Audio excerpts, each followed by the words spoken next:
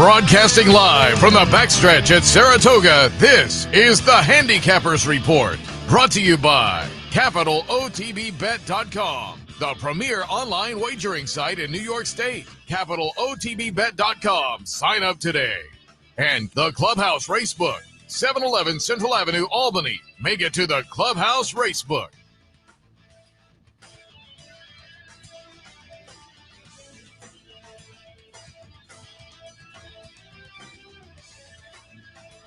Good morning, ladies and gentlemen. Welcome to the Handicappers Report, coming to you live on the backstretch of Saratoga Race Course. And this would be a different column for a perfect day. This is a perfect day for those wearing jackets on a television set, because when I got here about an hour ago, it was hoodie day, hoodie morning. A little chill in the air, no question about it.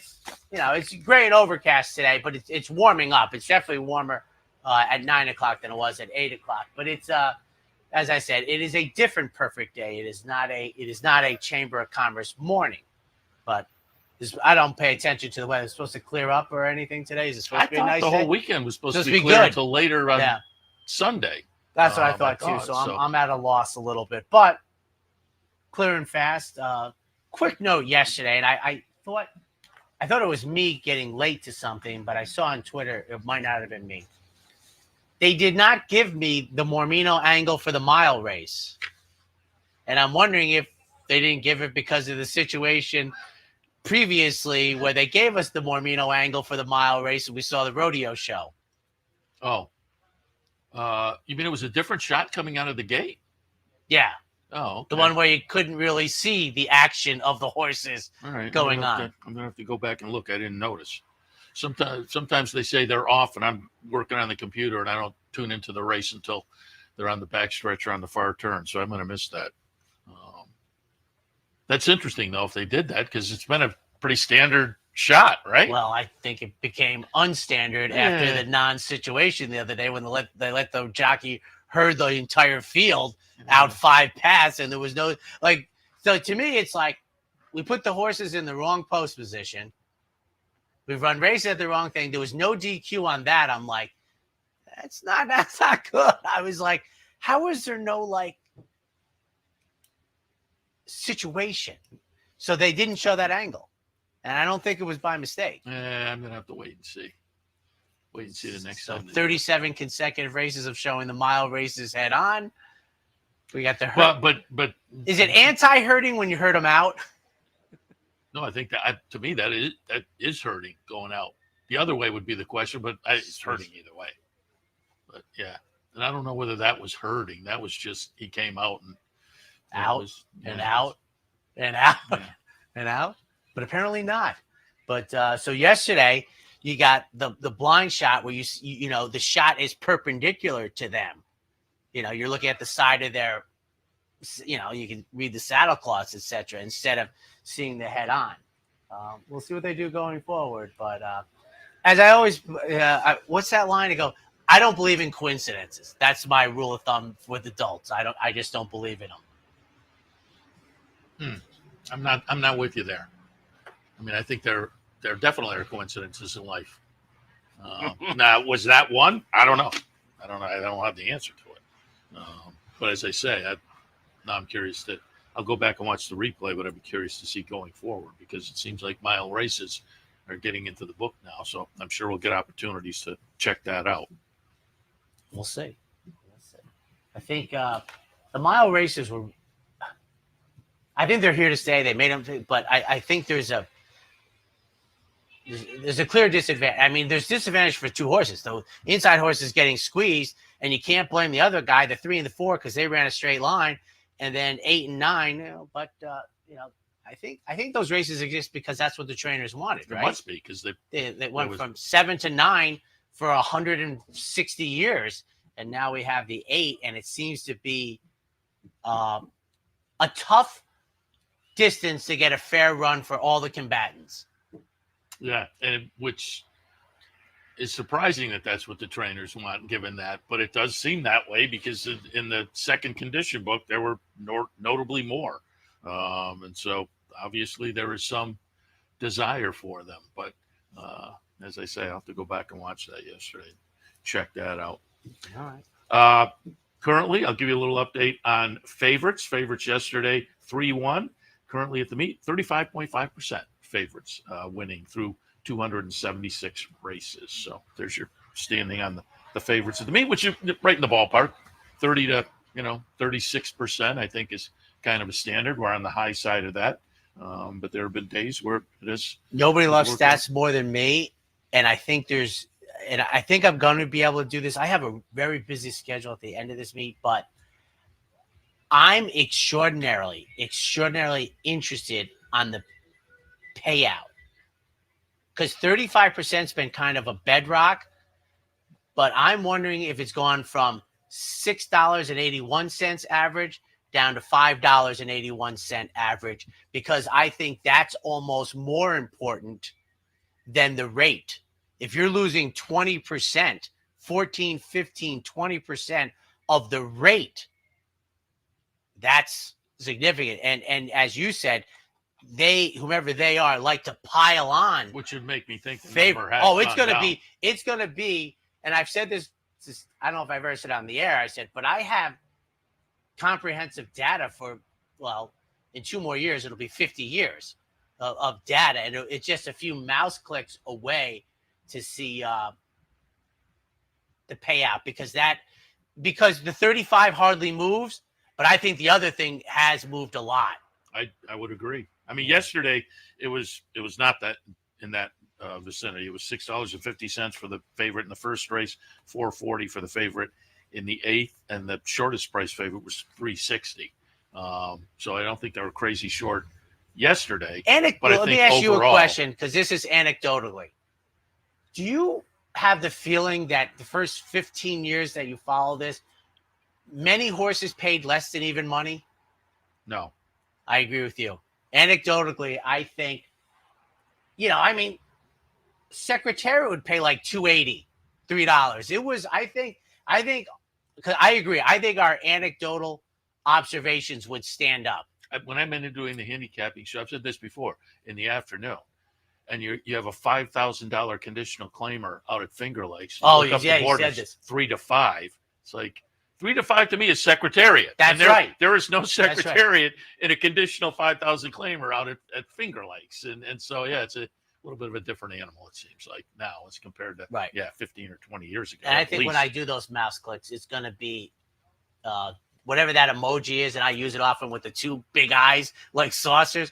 I don't know if you saw this on Thursday. There was a Del Mar pick 5 as a function of the parlay was not even in the ballpark. And Nick Tamro made a great point on Twitter that is going to be a hard math to go forward with the CAWs, that you can't, with them out of the win pool or early, that the win odds is not going to be, it's not going to be as reliable as I think many of us used to believe. You needed to develop a relationship between the parlay and the pick 5 to see if there was value there. And I think if I'm reading Nick's tweet correctly, that's gone out the window. And then the thing I started to think about, and you do so many, John White used to set the morning line for Santa Anita. I don't know who sets. Do you know who sets the morning line for Del Mar? But we have what I have started doing my parlay thing, especially in New York with David Aragona doing it. I use the morning line as my parlay point now, because he's so good at it that I trusted to use it as a function of the morning line now, as a function of parlays versus the betting window parlay. And I thought Nick was talking more about exactas when he said, folks. Well, he has had those tweets, but there was if you get a chance in midday, you get a little lull. I know for many of us, the lull is the steeplechase race, not for you, but you get a little lull. Look at Thursday's charts at Del Mar and look at the pick 5. And for folks who aren't familiar, the point Nick was making was some folks are looking at exactas, and I think he was referring maybe to Del Mar, in fact, and looking at the exacta payoffs and saying, man, that's low as compared to the win days, the win odds. Yeah. And he was making the point, as CAWs maybe get restrictions in the win pools, they're not playing that as much and they're jumping in the exacta pool. So that, relationship between the win odds and the exactas just aren't as reliable as they used to be. So when you're looking and you're surprised, that is a little bit of the explanation, perhaps, behind that discrepancy. The next one for me, when Anthony goes to school on Monday at 11 o'clock, for those keeping score, I'm going to use the 10 years of the 90s, correlating field size and approximate odds, like a 3-to-1 shot over a 6-to-1 shot, and the exacta payout. And I'm going to build a database of the difference. And I think the difference is demonstrative, because whatever the old days were, you got 2 6-to-1 shots in, you might have a $50 exacta. I don't think that happens today. Yeah. I think you might be looking at a $24 exacta. And I want to get some data on that to see how big it is. The old line I used, years ago, somebody reached into your pocket, because I started noticing it about 5 years ago with Brian Natto was still with us. Saw him on the network at Florida yesterday. But I talked about it. I go, something has happened. I wasn't dialed in to it, but that's so I'm going to do that with the exactas. I'm not going to do it with trifectas. It's too big. But I think exactas, field size and the odds, I think I can develop a relationship that I'll be happy to make a conclusion with. And speaking of your data and the mile shoot, you said the other day you could parse out mile post positions. I have to go into the car now. It's in that bag. At some point, I'd appreciate if you give me those stats so far for the meet. I will. Well, not just the meet. I mean, if you go back to Saratoga the whole summer, I think, and I'll keep my own score going forward, because I think the post positions out of that mile shoot are worth kind of taking a look at. I'll have them when we do Wednesday. We kick off Travers Week. I'll have and them. I'll just keep track. In case by chance you're in extra early, which has become a new theme for you. You can have some time to regurgitate it. Apparently, the 8:57 moon landing is out. Of course, that car might get kicked and have quarter panel damage, but that's close. That's the Jim Bond third wave going in. But send me just send me a text message, mile data, and I'll probably get to it Sunday night and have it prepped for you, because I agree. One thing I always tell people about it, it's like the hard part, is that I believe it's a Chinese proverb, 1,000-mile journey begins with a single step.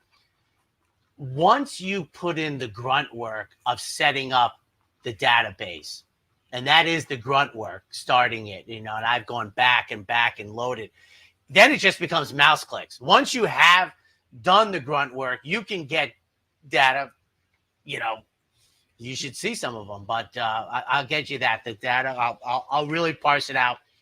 I think for post you. Positions, because how do I get overlooked maybe by handicappers a lot of times, including me. I think there's some races that it's up no, here, and some I agree, like, because sometimes I'm handicapping and somebody has parsed out at various tracks I look at during the year and has parsed out and the 1 post position or the 9 post position, 0 for 29 races at the meet. And you're like, oh, okay, well maybe it's worth kind of check. But then you also have to look at how many of those horses had the opportunity to were funny 3 to you 1 bring or that less. up. The last summer that I spent not doing this for Capital, I had a sheet, and on the sheet was every post position, numbers.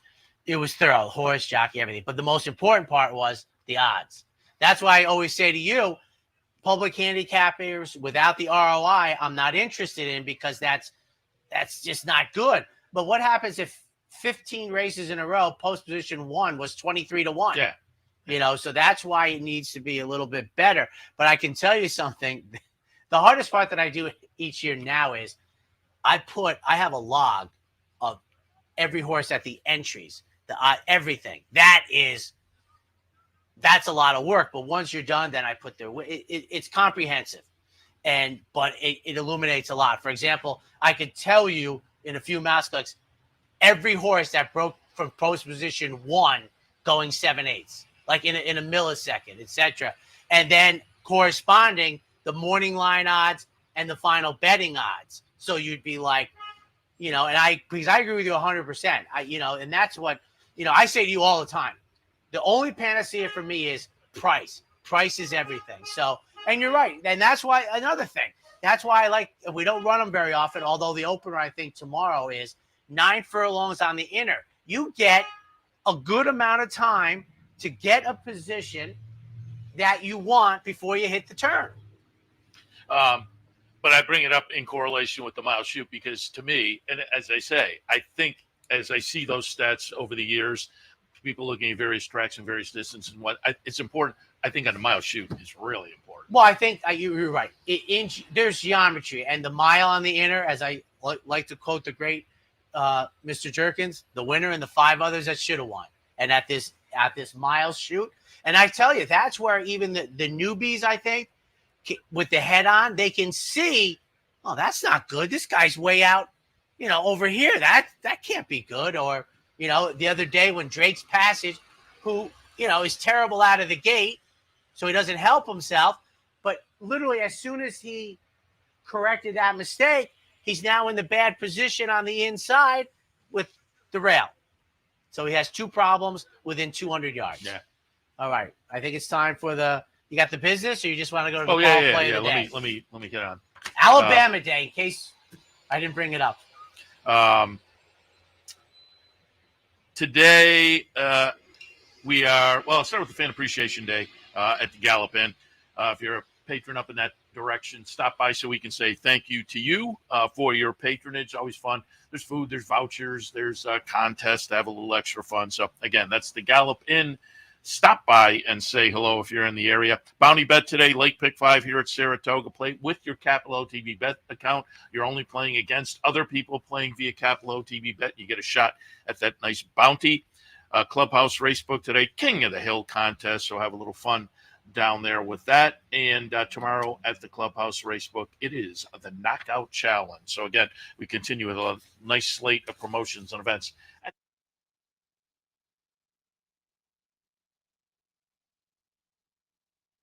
Make her regular Saturday visit.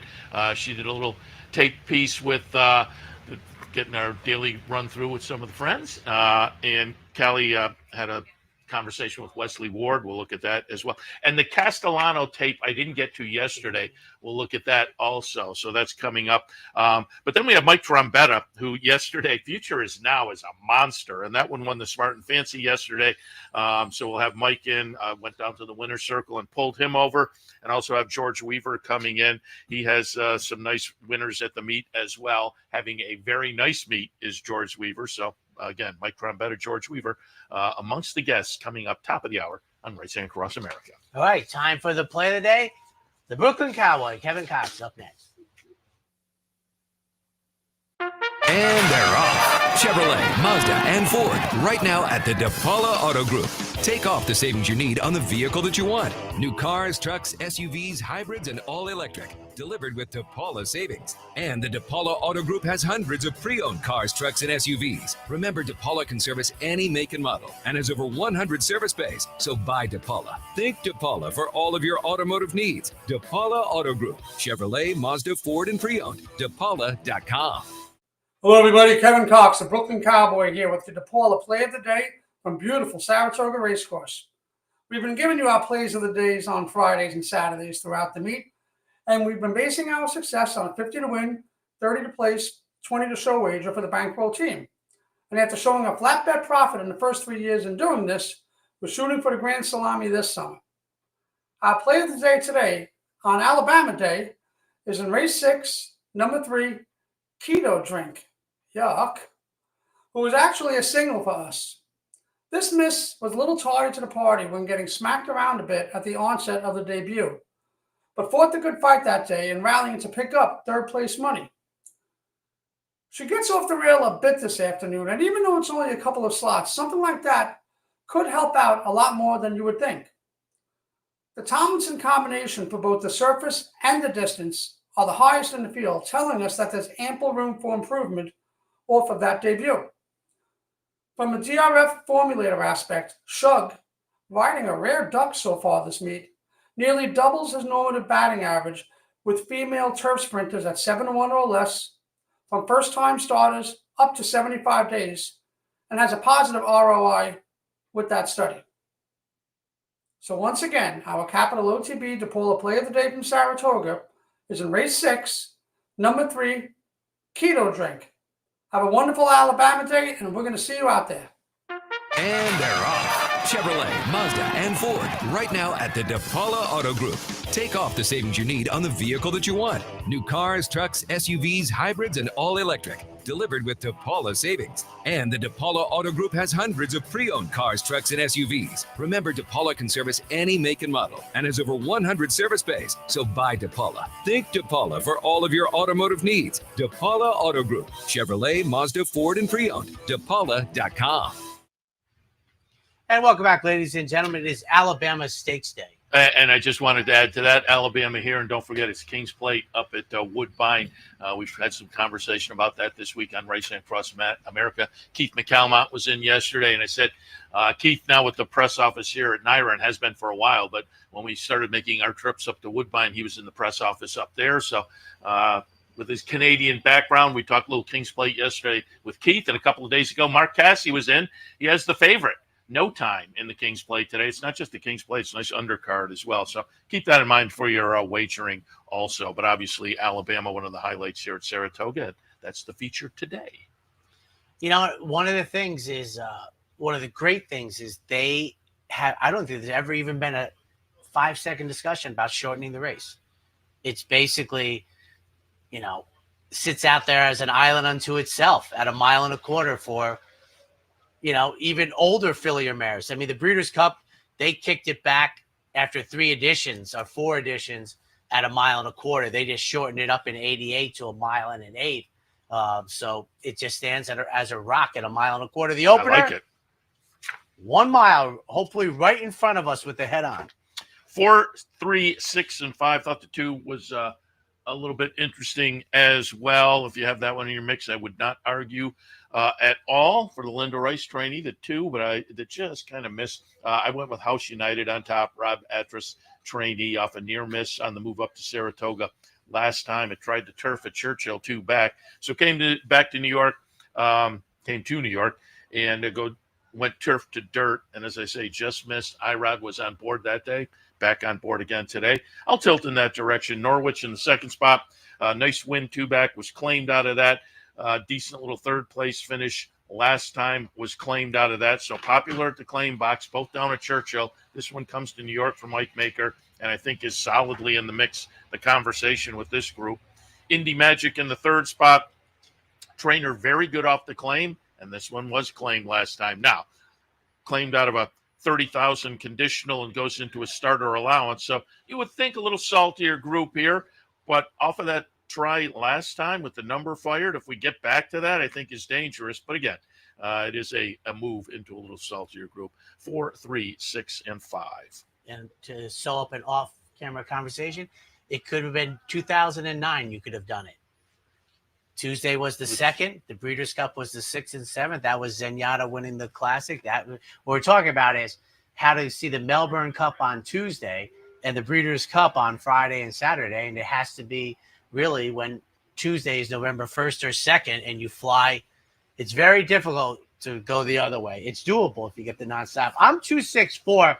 I get the same configuration at Ellis Park going 1 mile for Airborne Elite who tried this and just got beat as the favorite. 2 races back, this was a $40,000 claim. We think this is the type, I believe that this is the type of claim that had Kentucky change the rules. So Airborne Elite 9-2 on the morning line, my top pick. For 2nd, going to the outside, Indy Magic, and then House United for Rob Atras, dropping down out of the, staying at the same level after just getting beat, going 9. 264 in the opener. 2nd race this afternoon, we're looking at state-bred maiden special 2-year-old fillies going 3/4 mile. 361 for me. And Avery's Wonderland gets my top pick. The offspring of Omaha Beach, trained by Richard Dutrow Jr., scheduled to make the debut with Joel Rosario in the saddle. Then Bolero, Jeremiah's runner, has the experience, beaten favorite. They add blinkers after one try, then Victory Hall for a third. Runner-up on debut, 3-6-1.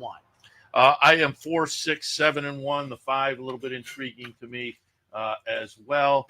But I put number 4 Holy Roller, one Holy Roller on top.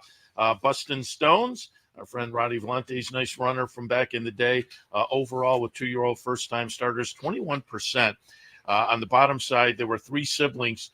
2 of them combined were 0 for 8. But there was another one, November Rain, second in debut, and then won the next couple of starts. The Dam in her career debut ran third, but then won 5 straight. So, again, with a couple of the siblings overall, and then you toss in the Dam and the nice win early sibling, maybe some mixed thoughts on the bottom side, but there was enough there combining the sire and that win early sibling, the win early Dam to tilt me in the direction of one Holy Roller. Second spot, Bolero. Went off as the favorite in the debut. There was a couple of siblings. One took a couple of starts to win, but the other one, defending Albert, won in the career debut. So this was a well-beaten third as the favorite in the debut, but I would think could benefit from that experience. And then Pinky Briar in the third spot. The Dam won the debut. First foal to race, however, so not much to find out there, but McKinsey is very good with win early types. 4, 6, 7, and 1. Do you remember the football Holy Roller? Another example when they changed the rules. We had the Linda Rice, Kentucky, the Holy Roller. They changed the rules. Ken Stabler, it was 4th down, so he just fumbled the ball purposely away. And Casper picked it up, and they beat the Chargers. They called it the Holy Roller. They changed the rules after that. So on to the third. Back to the mile, out of the chute, claimers. 2, 6, 1, and 5. Treaty Obligation on top. Linda Rice runner that gets class relief that I think will be beneficial. There's a little bit of a layoff, but that 24th of July bullet workout says that's not going to be an obstacle. And again, the class relief, I think, mitigates any concerns about that when you team it up with the bullet. So Treaty Obligation on top. Second spot, Alternate Reality. Overall, the numbers for this one are very good, albeit not so much the latest number. But I think that seems to be an aberration compared to what the 6 prior numbers for the most part. So I'll put that one in the mix. Again, another making I think will be a beneficial move into this claimer. And then Magnolia Midnight, yet another one that is getting some class relief. And another one that maybe last time out, you draw a line through that. The number went in the wrong direction, showed some speed, and then went backwards. That was a pretty quick race, though, early. I would expect to move forward from that. Again, second off, a little bit of a layoff, and with the class relief. In the third, 2, 6, 1, and 5. Gunnar, who scratched out the other day for my top pick here, 2 races back. A victory at this level, but from the world that I live, I set it aside because it was in the slot. But the race before it for 32,000, different barn, scored very impressively. For second, I have Magnolia Midnight down inside, going the mile with good early speed. Don't miss the break. And for third, Treaty Obligation, making only the second start since February, but the type of comeback race, that I like, which is not overtaxing, in my opinion. 3, 1, 2 in the third. All right. We'll head to our first break. When we come back, more on this Alabama day. Mike Veach's favorite day up here, the Alabama, if you watched the network. The one over show the years. he was allowed to produce in 52 weeks. And did a great job, obviously, because he was plugged into the Alabama. But we'll take a break and come back for more on this Alabama day. For more than 4 generations, Bruce Cerrone and his family have continued the 103-year tradition of delighting their local following and faithful summer crowd with the finest authentic Italian recipes. Classic Italian dishes made with the freshest ingredients, served in a home-like setting. Some things have changed in the last 103 years, but not Pinnell's commitment to the finest in Italian cuisine. Pinnell's Italian Restaurant, a Saratoga tradition since 1922. 284 Jefferson Street, just minutes from the track. The The only thing better than watching the races is watching your own racehorse. With nearly 20 years experience in the racing industry, Bonaventure Stables' share-based ownership program enables everyday fans to become part owner of a thoroughbred for far less than you might think, with all the ownership perks at Saratoga, Belmont, Aqueduct, and other great tracks. Experience the thrill and lifestyle of owning your own thoroughbred racehorse. Learn more at BonaventureStables.com. Want to get your career in horse racing off to a fast start? Well, the University of Arizona's Racetrack Industry Program is your winning ticket. The Racetrack Industry Program has served as a springboard to some of the industry's most successful individuals, with a proven track record of job placement right out of college. If you want to earn a degree in the exciting horse racing industry, the Racetrack Industry Program can put you in the winner's circle.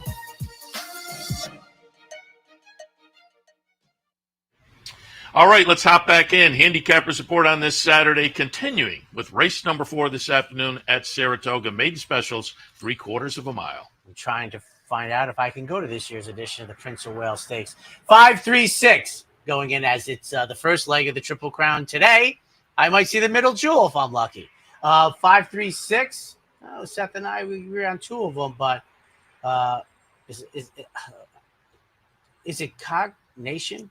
No, Cognition. Yeah, it's a Practical Joke. Who I think, I think I could win a lot of free Pepsis if I asked what Practical Joke stands for, price wise, as a stallion, because 6 figures is heady stuff, even in today's adjusted for inflation days. But I that's my top pick, making the career debut. Of course, right next door, I might have a problem.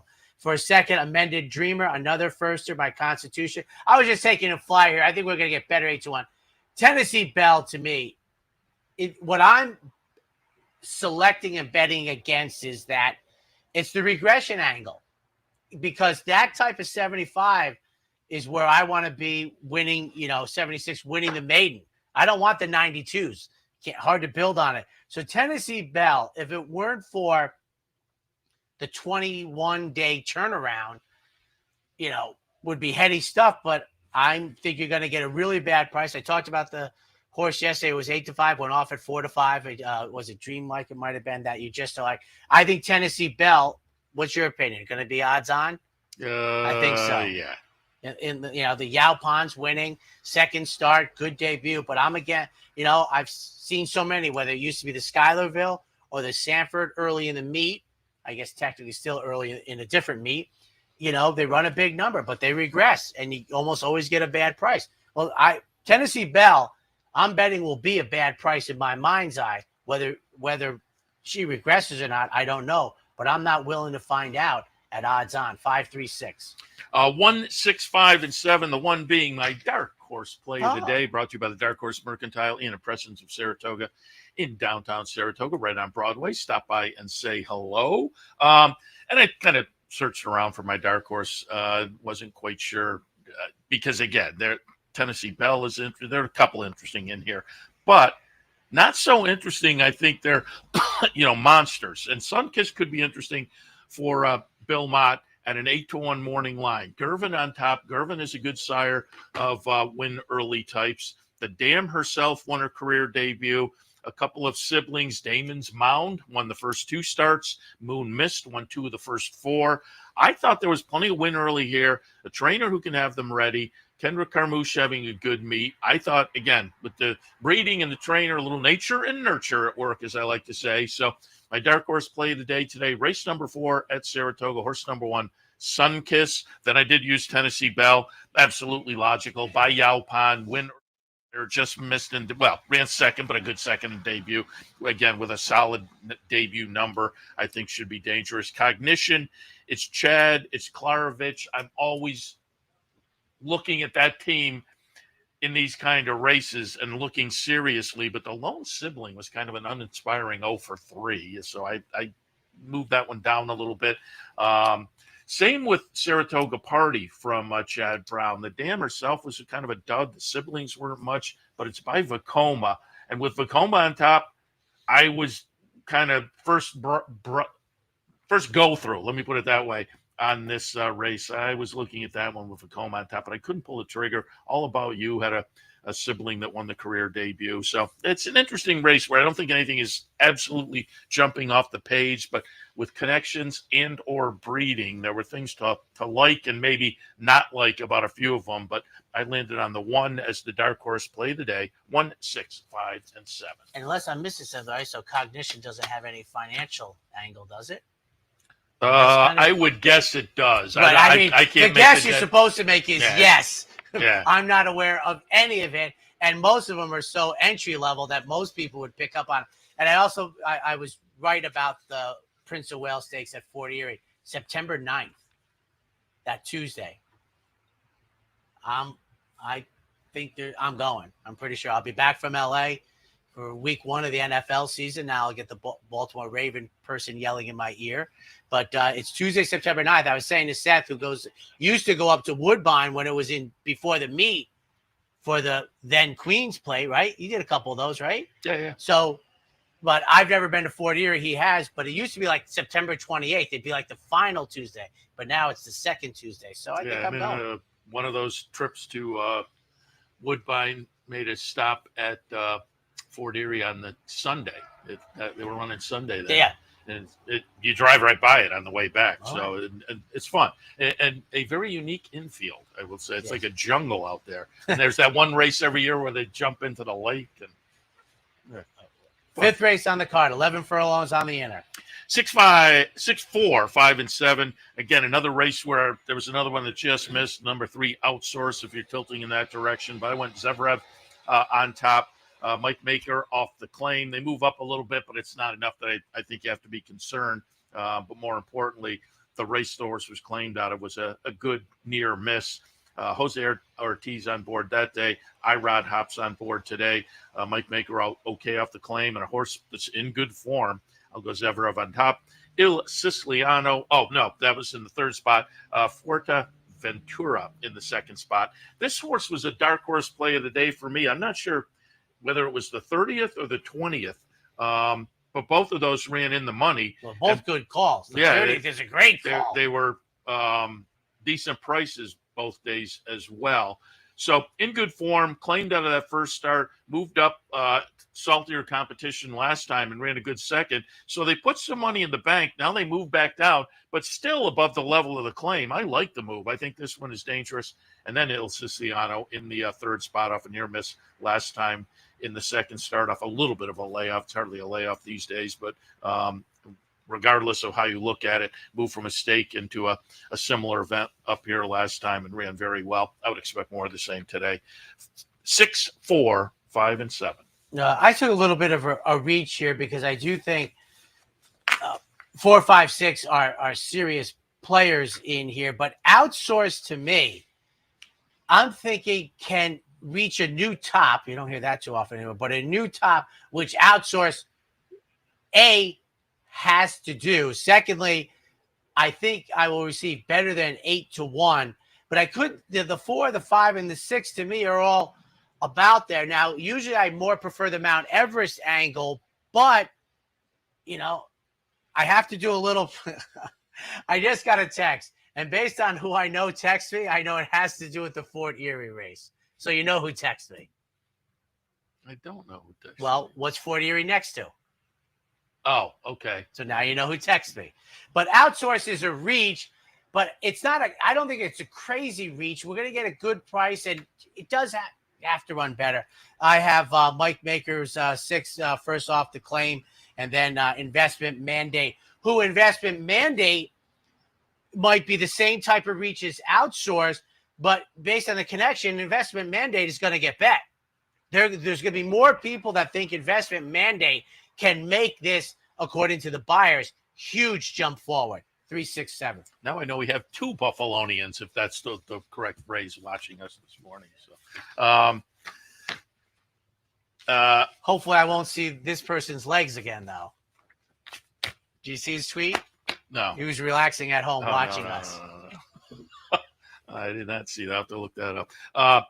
6 race this afternoon. Maiden specials going 5.5 on the grass. Tell you how small the world is. So I'm waiting on a guest the other night who's a friend of his. Oh, small world. 583 for me. And head spin to me, this is a one angle in the world of guessing. Hard spun, built, is the angle. He just, the talent he had, etc., and comes in here with very capable hands of Bill Mott for second. BB Doll going out for the third career start, coming back from Ascot, and then Keto drink. Keto, is that Keto, diet? Keto, yeah. Shug McGahee's runner 583. I could go in a number of different directions here, but I wound up 2, 3, 7, and 5. The 9 to me is scary. The 9, the lone racing sibling, Super Zonda, won the career debut. So I thought the 9 was playable as well. The 8 I don't have in the mix, but off the try over at Royal Ascot and the decent debut. As I say, I could point a few to the 1 I could make a case for. But I put the 2 on top, Santina. The Dam won her lone start. The lone sibling to race just missed in the second start and only ran twice, so showed a little bit of ability out there. Nice workouts, including that latest workout, which kind of jumps off the page, certainly. And it's Wesley Ward with a turf sprinter. I'll go Santina on top. Second spot is Keto Drink. Twirling Candy, sire of win early types, and this one ran decently in debut, despite having some trouble for Shug. And in the third spot, I'll go Sadie Earp. I don't know, is that Wyatt's wife or something? I don't know. I have no idea. But Sadie Earp going out for the aforementioned Wesley Ward by Tis the Law. Nice sire of win early type runners. This one didn't get it done in debut, but I thought ran okay. So for me, in the 6th, again, in a race where I could kind of point to a few and probably have similar confidence, 2, 3, 7, and 5. And now it's up to 98% because he's going to be there, and he complimented my tie. So now I have to go. We'll be right back. It only takes one upset to make history, and now you can be part of Saratoga's long tradition at the Dark Horse Mercantile. The Dark Horse Mercantile offers a carefully curated selection of clothing, gifts, and home decor, from one-of-a-kind vintage racing memorabilia to select brands like Barber and Under Armour, as well as exclusive Dark Horse branded merchandise. So celebrate the Dark Horse in all of us at the Dark Horse Mercantile, downtown Saratoga, where the smart bet is always the Dark Horse. A day at the track isn't complete without a night at the Horseshoe. Great food, hot music, and cold drinks. So why go downtown when all the action's just across from the track? The Horseshoe Inn at the corner of Nelson and Gridley. You like free money? Well, Capital OTB gives its players plenty of opportunities to cash in. At Capital OTB, there are so many ways for horse players to receive bonus dollars by simply participating in promotions such as our bankrolls, bounty bets, online handicapping contests, and much, much more. Plus, with Capital OTB's player rewards program, you get actual cash back. So what are you waiting for? Log on today at CapitalOTB.com or CapitalOTBBet.com and claim your free money.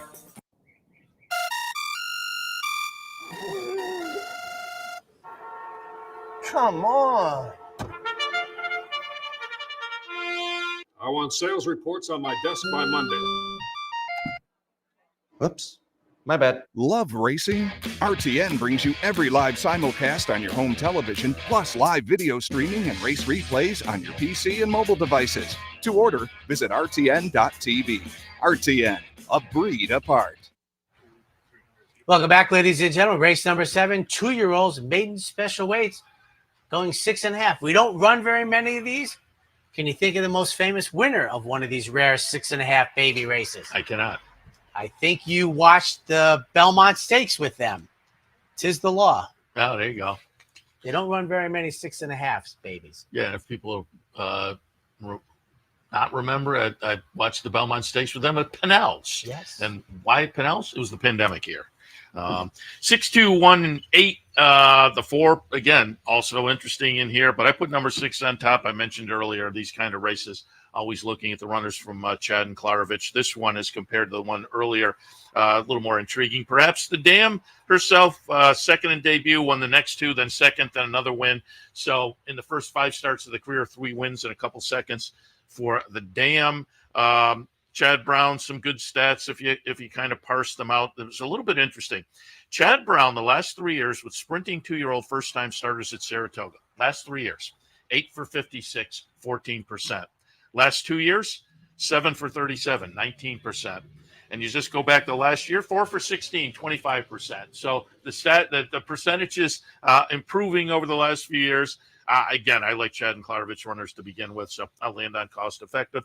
Second spot, Renegade, Todd Pletcher trainee, the Dam winner career debut. Fourth, the same connections. Todd and the owners, Irod Ortiz on board. First full from the Dam, but I do think with Into Mischief on top and the Dam herself having some talent and these connections, Renegade is dangerous. And then Talkin' in the third spot, Danny Garrigan runner by Good Magic. Sibling Royal Obsession won the first two starts of the career. The other siblings kind of not bad, not good necessarily, but that one attracted my attention. So Talking in the mix, 6-2, 1-8. I'm in the same neighborhood, guessing here. I guess Ways and Means will miss the ballerina, which is a little temperature. Sad. So that's be interesting how she preps for the Breeders' Cup. But I have cost effective. Here's a question for you. Do you think we'll receive 4-1, half the morning line odds? That's a good question. All right. You see my numbers up there. Seth mentioned Renegade from the rail for Todd Pletcher. I think that Danny Gargan, even in this deep bunch with the connections, I think Danny Gargan's entry is in good here. They're a major player in here, but I do like cost effective, who I find extremely attractive at 8-1. Yeah, and the morning line favorite is 5-2. The Whit Beckman trainee, Hero Declared. That one, if you don't remember the Dam, was second and one in only 2 starts for Bob Baffert. And the lone sibling to race, Wild Army Brat, won the career debut. So there is definitely some win early for the morning line favorite as well. 8th race today, state bred optional claimers, non-winners of 2, other than they're on the main track coming out of the mile chute. 1-3-8. Palace Boss gets my top pick, shortening up after 2 races back, winning the entry-level allowance, going 9 down at Aqueduct. And remember, Aqueduct's mile and 8th races like us. That was bad. That was bad. That was a scream. The mile races, though, are nowhere like us. Get a Job, 3rd start since January, and Crimson Light race took about a year and a half off and came back and won in debut and followed it up in okay for Todd Pletcher. So 1-3-8. Yes, that was a screen. I had to react to that though, because that was like from a movie. That was yes, I'm sure you it was like Psycho or something. It was like that was different. 7, 1, 8, and 4 for me. I'll put aggregation on top. A long layoff, May of 2024, but Chad has already won at the meet with horses coming back from long layoffs, and it is a Chad Brown Klarovich runner that has clearly shown some talent, been in the exacta 7 of 12 times. So a nice runner that I think, again, has the layoff question mark to answer, but again, the trainer can do it. Palace Boss in the 2nd spot, just comes in good form. 1, 2 starts back, 3 starts back, a 3rd last time, and I think is in a nice spot here to, at the mile trip, cutting back a little bit in good form. So we'll put that one in the mix. Then Crimson Light goes out for Todd Pletcher, lightly raced, hasn't been seen since the middle of May. And that race was a little bit of a head scratcher. The 2 just before that, both wins, came in it with a win streak and then ran 7th as the favorite, been favored in all 3 starts. Might wind up being the one to beat in here. I'm going to be interested to see what the odds may give you an indication on what this horse will be offering on the comeback, but I think this is definitely playable. In the 8th, 7, 1, 8, and 4. 9th race, 2-year-olds in the Skidmore, 5.5 on the turf. 1, 2, 4, and 8.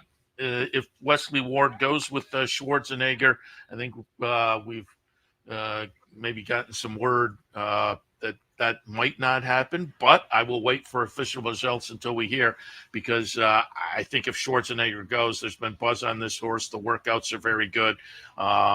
So again, check, scratches, whatnot. I'm not saying definitely one way or the other, and I'm talking about the horse because if he does run, I think Schwarzenegger is dangerous, debuting in a stakes race, but I think with some talent.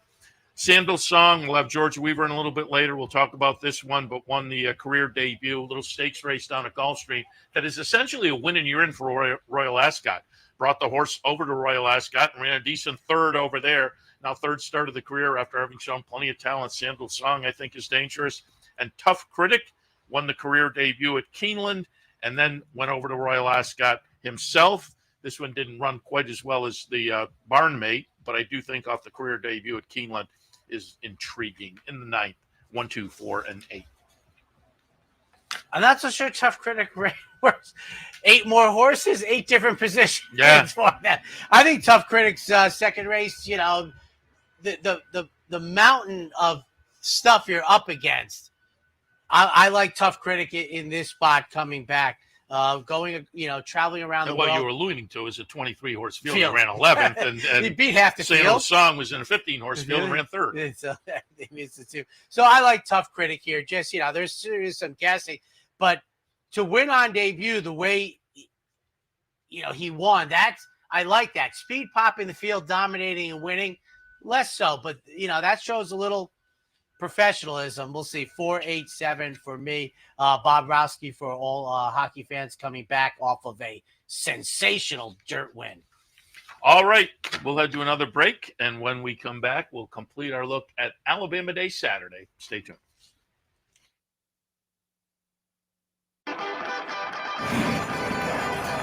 Want to get your career in horse racing off to a fast start? Well, the University of Arizona's Racetrack Industry Program is your winning ticket. The Racetrack Industry Program has served as a springboard to some of the industry's most successful individuals, with a proven track record of job placement right out of college. If you want to earn a degree in the exciting horse racing industry, the Racetrack Industry Program can put you in the winner's circle. For more than 4 generations, Bruce Cerrone and his family have continued the 103-year tradition of delighting their local following and faithful summer crowd with the finest authentic Italian recipes. Classic Italian dishes made with the freshest ingredients, served in a home-like setting. Some things have changed in the last 103 years, but not Pinnell's commitment to the finest in Italian cuisine. Pinnell's Italian Restaurant, a Saratoga tradition since 1922. 284 Jefferson Street, just minutes from the track. Sometimes it pays to go with the flow, to check your worries at the door, to reconnect with your crew, to follow the thrills and the flavor, to roll with it and see where it takes you, to enjoy every minute to its fullest, and to dance like there's no tomorrow. You can do that here at Rivers Casino and Resort Schenectady, where the good times flow. Welcome back to the Handicappers Report on a Saturday. Shorten up and off. Yes, Dino, I am going to drive. My director wants me to drive 3 hours to a place to take a nonstop flight that's about 5.5 hours away if I drive. I think I'll drive directly to Fort Erie. I got that license that allows me to go to Mexico and Canada. As usual, on a Saturday, big racing at Saratoga, and this is one of what was traditionally the Big Four up here. Absolutely, it's the Alabama Grade 1 event, $600,000 up for grabs, and as you stated earlier, a rather in this day and age unusual distance for the 3-year-old fillies, 1.25 miles. And I just see if he puts them up. Just an overall question of this race. We still have many miles to go, even though I think there's only one race for the rest of them. Right, for the 3-year-old filly championship, right? It can't be settled today, right? Yeah, I'd say right. Yeah. Probably. Okay. I mean, good cheer with the Kentucky Oaks. You had the Alabama. You're in a good spot. Wasn't enough for Flute a generation and I don't know ago, whether it puts a. So, as a betting mechanism, the 2, the 4, and the 6 that Seth has, what a reasonable person would have. But here's my problem. I can't. They're not going to be separated by odds enough, and there's not much separation. I'm taking an absolute flyer because I have my knocks against good cheer all year. I'll give you another one. I think a 90 wins this race. And I think Maggie's Intention runs the race of her life. The Offspring of Honor AP is the only direction. I couldn't go to Queen Azteca. I could not. And it's just there's too many questions for me with good cheer and nitrogen. There's fewer questions with Lacar, who I can't believe you didn't put on top. I think it's a very intriguing race. I don't think it's going to be an all-timer. And I think some of these resumes are shinier than critical thinking might lead yourself to believe. So I took a long shot. I'm 1-4-2-3. I mean, I didn't know what to make of it, and my argument is default to the longest price horse. I actually debated about Margie's Intention. I have that one in fourth. I have 2, 6, 4, and 1. Yeah, and I debated, and I was with you. I was kind of writing off Queen Azteca, but the past couple of days, hearing people talk about that one, I'm kind of more because it's proven at distances. Last out in Sweden, 1.5 miles, and I think you see Sweden, and you're kind of like. And I said the other day, how many times have you seen a Sweden to Saratoga? So I would say never, but I don't. But then you go down. This horse won the UAE Oaks earlier this year, and there's always a good international field there. So Queen Azteca, I kind of wrote it up, but I don't have it in the mix. I think the odds are going to be switched. I think if there's any kind of buzz, she's getting bit, and my Margie's Intention isn't. Yeah, I think Margie's Intention is interesting. But I went back to Good Cheer. I mean, she just came into the Kentucky Oaks and solidly won that and came in, undefeated. And then the Acorn, therefore, to me, just looks like an aberration. And I'm going to look for her to get back on track today. You kind of alluded to it. I have liked Licara for a while, and they get it, come out of the turn and they're in the backstretch and she's loping along. It's going to be like, oh, I'm going to kick myself. And that is very possible. She may be out there and able to lead them all the way around. 1.25 miles, I was a little bit concerned there for her on the lead all the way around. But again, sometimes it's counterintuitive. The longer they go, the easier it is on the front end. So we'll see. And I'm totally intrigued. We talked to Mark Cass the other day on the show, and I said, I'm really intrigued to see what Nitrogen can do. The lone dirt start was an off the turf on a sloppy track against a short field, but she ran away and hid. And that Mark is taking the shot here with a horse that is phenomenal on the turf. It's a fun little side angle as well, and I'm intrigued. 2, 6, 4. Do you agree with me that like a 90 could win this race? Yeah, probably. Okay, because if it's 96 wins this race, I'm out. I mean, that's just how that goes. On to the 11th on the inner turf course, 8.5 claimers. 1, 2, 5, and 7. I'll put assertiveness on top for Todd Pletcher.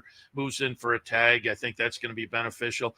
Kind of, I was going to say clunk the last two, but that's not really true. I mean, we're in 5th and 7th, yes, but wasn't that far out of it. And the numbers the last two are okay.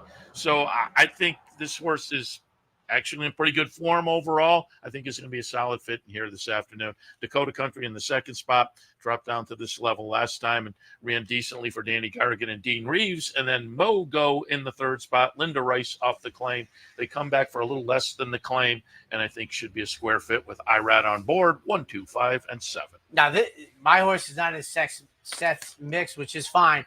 One of my favorite plays of the day is Landman Friday, the 7 in here. First time in for a tag, has run terrifically in the 2 starts after the debut. It's the Delaware to New York angle too. You missed that, and we're gonna get a price with Kendrick. So Dakota Country for second down inside and assertiveness, but Landman Friday, might be my most preferred selection of the day at double digit. The Delaware angle, which at the meet has been kind of intriguing. The finale today, race number 12, state bred allowance runners going 5.5 on the grass. 426 to wrap it up for me at 649 on the ledge. Bruce Brown's runner, been consistent since the claim. The 2 turf sprints debuting most recently. W first time, second time, a good effort after career best effort to take on winners and to run well on the ledge. My top pick, not for hire. George Weaver's runner shortened up this season to sprints. Won the middle one and then busting away. Coming in from Finger Lakes, even numbers, 4, 2, 6. 2, 1, 10, and 5, not for hire on top. George Weaver, again, he'll be in a little bit later on. This one, nice little second, 2 back down at Belmont at Aqueduct, then came up to Saratoga. Had a little trouble last time. Still ran okay, but again, went backwards just a little bit, but again, with some trouble.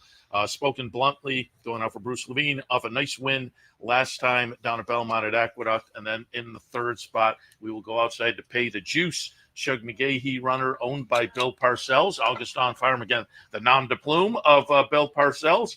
And I think it's going to be a square fit with this particular bunch in the 12th and final, 2-1, 10 and 5. And we had, last couple of weeks, the walkout races after the big Saturday races have been quite intriguing for yours truly. All right.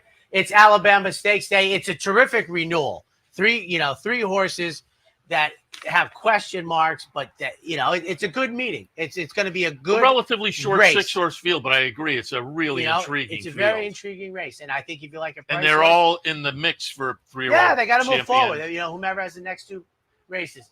It's a very nice day, IR. Not to get a suntan, but to be outside, cloud cover. I've said before, isn't your biggest enemy in this type of environment. It is at the beach. He stays. I go. We'll see you back here tomorrow morning.